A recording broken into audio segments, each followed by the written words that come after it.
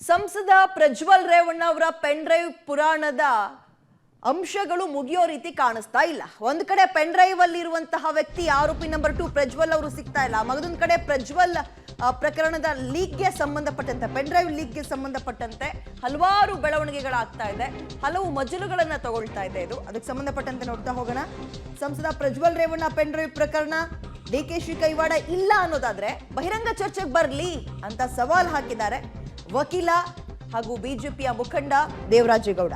DCM DK ಶಿವಕುಮಾರ್ಗೆ ಸವಾಲ್ ಹಾಕೋದ್ರ ಮುಖಾಂತರ ವಿಧಾನಸೌಧದ ಗಾಂಧಿ ಪ್ರತಿಮೆ ಬಳಿ ಬಹಿರಂಗ ಚರ್ಚೆಗೆ ಬರಲಿ, ಅಲ್ಲೇ ಪೂರ್ತಿ ಆಡಿಯೋ ರಿಲೀಸ್ ಮಾಡೋಣ. ನನ್ನ ಮೇಲೆ ಕಾಂಗ್ರೆಸ್ ನಾಯಕರು ಮುಗಿಬಿದ್ರೆ ಸತ್ಯ ಎಲ್ಲ ಹಾಳಾಗಲ್ಲ, ಮರೆಮಾಚಲ್ಲ. ಡಿಕೆಶಿ ವಿರುದ್ಧ ಬಿಜೆಪಿ ಮುಖಂಡ ದೇವರಾಜೇಗೌಡ ವಾಗ್ದಾಳಿಯನ್ನು ನಡೆಸಿದ್ದಾರೆ. ಆಡಿಯೋ ಈಗ ಆಲ್ರೆಡಿ ಡಿಕೆ ಶಿವಕುಮಾರ್ ಮತ್ತು ಶಿವರಾಮೇಗೌಡ ಆರಂಭದಲ್ಲಿ ಮಾತನಾಡಿರುವಂತಹ ಮಾಜಿ ಸಂಸದ ಶಿವರಾಮೇಗೌಡ ಮತ್ತು ಡಿಕೆ ಶಿವಕುಮಾರ್ ದೇವರಾಜೇಗೌಡರ ಜೊತೆ ಮಾತಾಡಿದ್ದಾರೆ ಅನ್ನಲಾದಂತಹ ಒಂದು ಗ್ಲಿಮ್ಸ್ ನ ನೋಡಿದೀವಿ, ಈಗ ಆಲ್ರೆಡಿ ಕೇಳಿಸ್ಕೊಂಡಿದೀವಿ. ಅದರ ಪೂರ್ತಿ ಆಡಿಯೋ ರಿಲೀಸ್ಗೆ ಸಂಬಂಧಪಟ್ಟಂತೆ ಬರ್ಲಿ ಬಹಿರಂಗ ಚರ್ಚೆಗೆ ಅಂತ ಸವಾಲ್ ಹಾಕೋದ್ರ ಮುಖಾಂತರ ವಿಧಾನಸೌಧದ ಗಾಂಧಿ ಪ್ರತಿಮೆಯ ಬಳಿಯೇ ರಿಲೀಸ್ ಮಾಡ್ತೀನಿ ಅಂತ ಸವಾಲ್ ಹಾಕಿದ್ದಾರೆ ವಕೀಲ ಪ್ಲಸ್ ಬಿಜೆಪಿಯ ಮುಖಂಡ ದೇವರಾಜೇಗೌಡ. ಓಕೆ, ಇದೀಗ ನಿನ್ನೆಯಿಂದಲೂ ಕೂಡ ನಿನ್ನೆ ಅಲ್ಲ ಕಳೆದ 2 ದಿನಗಳಿಂದ ತೀವ್ರ ಚರ್ಚೆಗೆ ಗ್ರಾಸವಾಗಿರುವ ಮತ್ತು ದೇವರಾಜೇಗೌಡ ಆರೋಪ ಮಾಡ್ತಾ ಇರುವಂತಹ ಅಂದ್ರೆ ಪೆನ್ ಡ್ರೈವ್ ಅಲ್ಲಿರುವಂತಹ ಅಂಶವನ್ನ ನಾನು ಲೀಕ್ ಮಾಡಿದ್ದಲ್ಲ, ಅದಕ್ಕೆ ಆಗುವಂತಹ ಒಂದು ಆಯವ್ಯಯ ಅಥವಾ ಹಣಕಾಸು ವೆಚ್ಚವನ್ನು ತುಂಬೋ ಶಕ್ತಿ ನನ್ನಿಲ್ಲ, ಕಾಂಗ್ರೆಸ್ ನಾಯಕರ ಕಿತಾಪತಿ ಇದೆಲ್ಲವೂ ಅಂತ ಹೇಳಿದ್ದಾರೆ.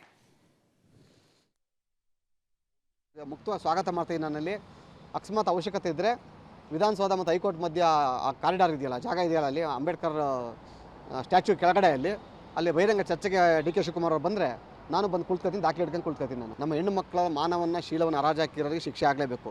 ಇವರಿಗೆ ಜೈಲಿಗೆ ಕಟ್ಟುವಂಥ ಕೆಲಸದೇ ನನ್ನ ಮೊದಲನೇ ಗುರಿ. ಅದು ಯಾರೇ ಆಗಿರಲಿ, ಮಂತ್ರಿ ಆಗಿರಲಿ, ಮುಖ್ಯಮಂತ್ರಿ ಆಗಿರಲಿ, ಉಪಮುಖ್ಯಮಂತ್ರಿ ಆಗಿರಲಿ, ಯಾರೇ ಆಗಿರು ಕೂಡ ಬಿಡಲ್ಲ. ಇದರಲ್ಲಿ ನಾನು ಕಾನೂನು ರೀತಿ ಹೋರಾಟ ಮಾಡಿ ಇವ್ರನ್ನ ಜೈಲಿಗೆ ಕಳ್ಸೋದೇ ಕೆಲಸವನ್ನು ಮಾಡ್ತೀನಿ. ನಾವು ಸಿದ್ಧವಾಗಿದ್ದೀವಿ. ನಾವೀಗ ಅಲ್ಲಿ ನಾವು ಶಸ್ತ್ರಸಜ್ಜಿತವಾಗಿ ಬರ್ತೀವಿ. ನಾವಲ್ಲಿ ಅದಕ್ಕೆ ನೀವು ಸಿದ್ಧರಾಗಿದ್ದೀವಿ. ದೇವರಾಜೇಗೌಡ ಬ್ಲ್ಯಾಕ್ ಮೇಲ್ ದೇವರಾಜೇಗೌಡ ಮತ್ತು ಇನ್ನೇನು ಬೇರೆ ಬೇರೆ ಪದ ಬಳಕೆ ಮಾಡಿ ಕಾಂಗ್ರೆಸ್ ನಾಯಕರೆಲ್ಲ ಮಾತನಾಡ್ತಾ ಇದ್ದಾರೆ. ಅದಕ್ಕೆ ಉತ್ತರವನ್ನು ನಾನು ಇಲ್ಲಿ ಮಾತಾಡಿದ ಸಾಲದು ಅಲ್ಲಿ ದಾಖಲೆ ಸಮೇತ ಬಿಡ್ತೀನಿ ನಾನಲ್ಲಿ. ಬಟ್ ಅವತ್ತು ನಾನು ದಾಖಲೆ ಬಿಟ್ಟರೆ ಅವತ್ತಲ್ಲಿ ತಾವು ರಾಜಕೀಯದಿಂದ ಖಾಲಿ ಮಾಡಬೇಕಾದ ಪರಿಸ್ಥಿತಿ ನಿರ್ಮಾಣ ಆಗ್ತದಲ್ಲಿ ಖಂಡಿತ ನನಗೂ ಆಸೆ ಇದೆ. ಅದನ್ನು ಪೂರ್ತಿ ಎಲ್ಲರಿಗೂ ಕೇಳಿಸ್ಬೇಕಂತಂದರೆ ಈಗಲೇ ಕೇಳಿಸ್ಬಿಟ್ರೆ ಎಲ್ಲ ಗ್ರಾಮದ ಅಂದರೆ ಹಳ್ಳಿ ಲೆವೆಲಲ್ಲೂ ಕೂಡ ಕಾಲಲ್ಲಿರೋನ ಕೈಲಿ ಹಿಡ್ಕೊಬಿಡ್ತಾರೆ ಆಡಿಯೋ ಪೂರ್ತಿ ಕೇಳಿಸ್ಬಿಟ್ರೆ. ಹಾಗಾಗಿ ಈಗ ಸದ್ಯಕ್ಕೆ ಬೇಡ. ಅದನ್ನು ಎಲ್ಲಿ ಸಮಗ್ರ ತನಿಖೆಯಲ್ಲಿ ಕೊಡಬೇಕು, ಆ ತನಿಖೆ ಕೊಟ್ಟು ಅನಂತರ ಬೇಕಾದ್ರೆ ತನಿಖಾಧಿಕಾರಿಗಳಾಗಿರ್ಬೋದು ಕೋರ್ಟಲ್ಲಿ ಬಿಡುಗಡೆ ಮಾಡಲಿ. ಈಗ ಬಿಡುಗಡೆ ಮಾಡೋದು ಬೇಡ. ಈ ರಾಜ್ಯದಲ್ಲಿ ಅಲ್ಲೋಲ್ ಕಲ್ಲೋಲ್ ಆಗ್ತಾರೆ ಅನ್ನೋ ಕಾರಣದಿಂದ ಶಾಂತಿ ಸುವ್ಯವಸ್ಥೆ ಕಾಪಾಡೋ ದೃಷ್ಟಿಯಿಂದ ಅದನ್ನು ಬಿಟ್ಟಿಲ್ಲ. ನಾವಲ್ಲಿ ಜನಗಳಿಂದ ಆಯ್ಕೆಯಾದಂಥ ಜನಗಳಿಗೋಸ್ಕರ ಮಾಡೋಂಥ ಸರ್ಕಾರ ಜನರ ಮಾನವನ್ನು ಹಾನಿ ಮಾಡ್ತಾರೆ ಅಂತಂದ್ರೆ ಸರ್ಕಾರ ಬಿಡಬೇಕಾ? ನಾವಿನ್ನು ಅಲ್ಲಿ ಯಾವುದೇ ಕಾರಣಕ್ಕೆ ಬಿಡೋ ಅವಶ್ಯಕತೆ ಇಲ್ಲ. ಅಲ್ಲಿ ಚುನಾವಣೆ ಕಳೆದ ತಕ್ಷಣದಲ್ಲಿ ನಮ್ಮದೇ ಆದ ಕಾನೂನು ಹೋರಾಟ ಆಗ್ತದಲ್ಲಿ ಅತಿ ಶೀಘ್ರದಲ್ಲಿ ಸರ್ಕಾರ ಪತನವಾಗ್ತದೆ. ಜೀವನದಲ್ಲಿ ಇವೆಲ್ಲ ಸರ್ವೇ ಸಾಮಾನ್ಯ. ಇದು ಈಗ ಮೊನ್ನೆ ಪ್ರಜ್ವಲ್ ಅವನ ಆರೋಪಿ ಅಂತ ಗೊತ್ತಾದ ತಕ್ಷಣ ಅಲ್ಲಿ ಜನ ಮುಗಿಬಿದ್ರು.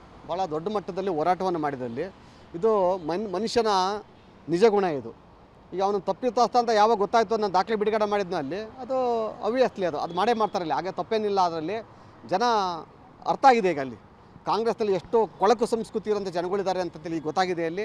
ಆಮೇಲೆ ಕಾಂಗ್ರೆಸ್ನವರು ಯಾವ ರೀತಿ ಬೇರೆಯವ್ರನ್ನ ದಾಳುವ ಬಳಸ್ಕೊತಾರೆ ಅಂತ ಕೂಡ ಸಾಬೀತಾಗಿದೆ. ಹಾಗಾಗಿ ಆ ಪೋಸ್ಟರ್ ಅನಿಸಿರೋ ತಪ್ಪೇನಿಲ್ಲ. ಅಲ್ಲಿ ಅವರ ಮನಸ್ಥಿತಿ ತಕ್ಕಂಗೆ ಅನಿಸಿದ್ದಾರೆ.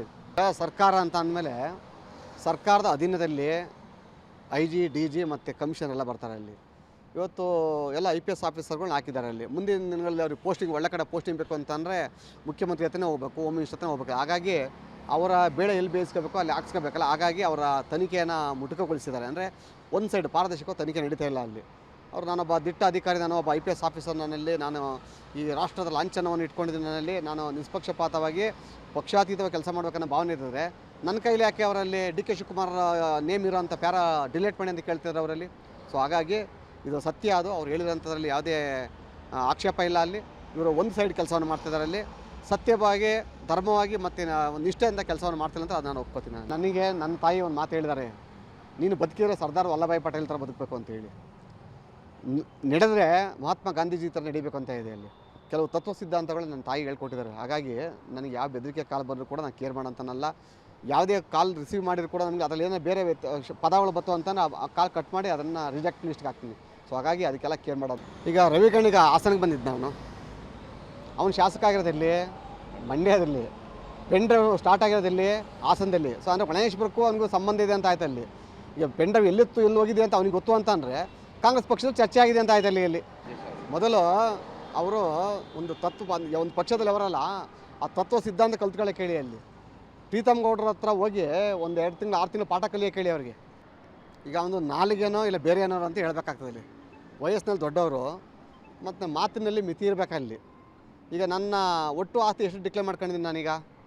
ಶಿವರಾಮೇಗೌಡರು ದಯಮಾಡಿ ನಾನು ಅಫಿಡೇವಿಟ್ ತೆಗೆದು ನೋಡಿ ಅಲ್ಲಿ. ನಾನು ಭಿಕ್ಷಿಕ ಅಲ್ಲ ರೀ, ನಿಮ್ಮ ಥರ ಎಲ್ಲಿ ಬೇಕಲ್ಲಿ ಲೋಕಲ್ ಕೆಲಸ ಮಾಡ್ಕೊಂಡು ಅವ್ರ ವಿರುದ್ಧ ಮಧ್ಯೆ ಮೀಡಿಯೇಟರ್ ಕೆಲಸ ಮಾಡ್ಕೊಂಡು ಜೀವನ ಮಾಡೋ ಅವಶ್ಯಕತೆ ನನಗಿಲ್ಲ ಶಿವರಾಮೇಗೌಡ್ರೆ.